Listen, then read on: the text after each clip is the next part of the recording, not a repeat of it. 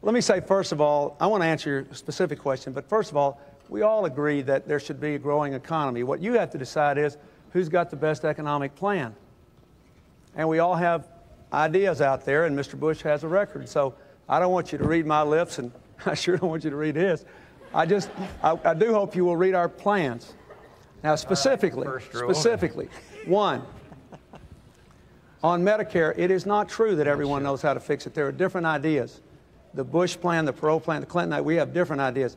I am convinced, having studied health care for a year hard and talking to hundreds and hundreds of people all across America, that you cannot control the cost of Medicare until you control the cost of private health care and public health care with managed competition, ceiling on costs, and radical reorganization of the insurance markets. You've got to do that. We've got to get those costs down.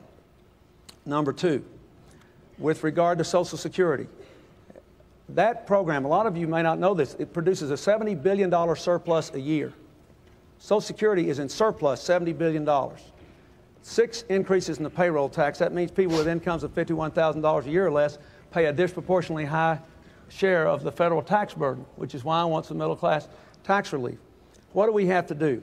By the time the century turns, we have got to have our deficit under control. We have to work out of so that surplus is building up so when the baby boomers like me retire, we're okay.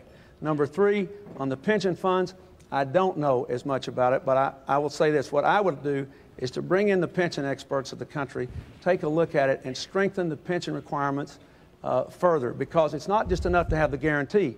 We had a guarantee on the S&Ls, right? We had a guarantee, and what happened? You picked up a $500 billion bill because of the dumb way the federal government deregulated it.